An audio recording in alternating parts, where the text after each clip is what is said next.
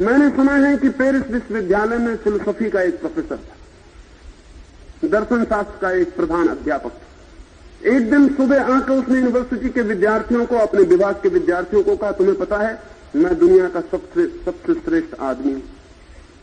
वो लोग हैरान हुए, समझे कि दार्शनिक का दिमाग खराब हो गया, अक्सर हो जाता है। ये बेचारा गरीब प्रोफेसर फटा कोट कमीज पहने हुए ये दुनिया का श्रेष्ठतम आदमी कैसे हो गया?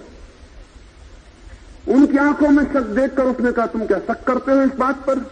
एक विद्यार्थी ने कहा कि महानुभाव, शक तो होता है, आप कैसे दुनिया के श्रेष्ठतम आदमी? उसने कहा, मैं सिद्ध कर सकता हूं। उन विद्यार्थियों ने कहा, आप सिद्ध करेंगे तो बड़ी कृपा होगी। वो बोर्ड पर गया जहां दुनिया का नक्शा लटका हुआ था।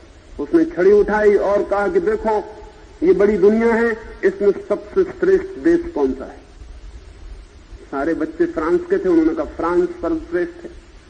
फ्रांस से ऊंची पुण्य भूमि नहीं, फ्रांस में ही भगवान जन्म लेते, फ्रांस दुनिया का गुरु है। सभी मुल्कों को यही बेवकूफी चढ़ी हुई है, हमारे मुल्क गुरु है, हमारे मुल्क में भगवान लेते, हम ही सर्वश्रेष्ठ। उनको भी वही पागलपन जो हमको, सारी दुनिया में पागलपन एक सा है। उसने कहा, फिर ठीक, फ्रांस सबसे श्रेष्ठ देश है, ये तुम मानते हो? उन्होंने कहा, हम ये मानते। तो उसने कहा, बाकी दुनिया का सवाल ना रहा, सिर्फ फ्रांस का रह गया। अब इतना ही सिद्ध करना है कि फ्रांस में मैं सर्वश्रेष्ठ हूं कि नहीं। उसने कहा, तुम बता सकते हो कि फ्रांस में सर्वश्रेष्ठ नगर कौन सा है? लड़के समझ गए कि फंस गए चक्कर में, क्योंकि पेरिस, वो पेरिस में सब रहते थे। उन्होंने कहा, पेरिस। उसने कहा, तब फ्रांस भी खत्म हो गया, रह गया पेरिस।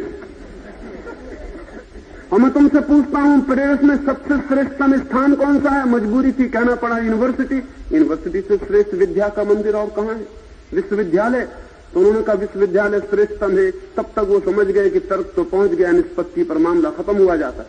उसने कहा, फिर विश्वविद्यालय में श्रेष्ठतम विभाग, श्रेष्ठतम विषय कौन सा है?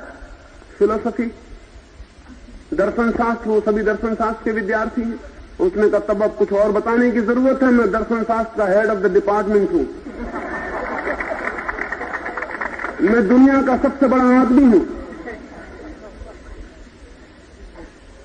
गांधी महान, गांधीवाद महान, और मैं एक छोटा सा गांधीवादी। वो पीछे से आवाज, उस आवाज को बचाने के लिए सारा शोरगुल है। मैंने गांधी की थोड़ी सी आलोचना की थी तो ना शोरगुल मच गए। एक महीने मैं तो गुजरात में नहीं था, मैं तो पंजाब था, मुझे तो पता भी नहीं था यहां क्या हो रहा है। यहां आया तो मैं तो देख के हैरान हो गया। गांधीवादी को इतनी पीड़ा क्या पहुंची? मैंने गांधी की कुछ आलोचना की, इस बेचारे को इतने जोर से घाव कैसे लग गए?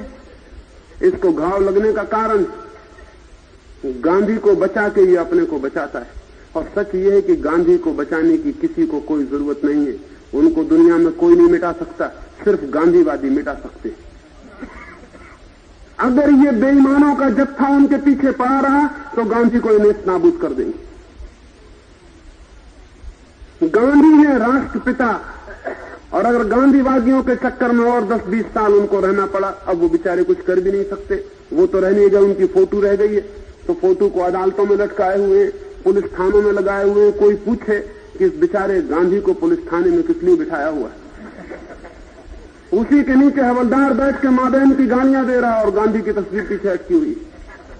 उसी के सामने मजिस्ट्रेट रुश्वत ले रहा है और गांधी की तस्वीर पीछे लटकी हुई है। गांधी को तुमने कोई पंचम जाल समझा हुआ है?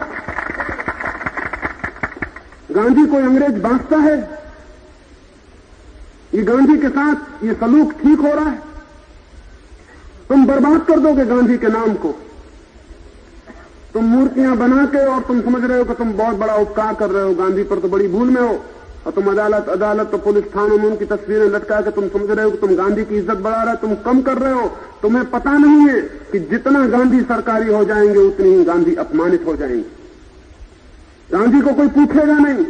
गांधीवादियों के अगर काम सफल हो गए तो, गांधी को हमने किसी दिन राष्ट्रपिता कहा था, अगर गांधीवादियों से उनका छुटकारा नहीं हुआ तो गांधी राष्ट्रहंता मालूम पड़ने लगेंगे।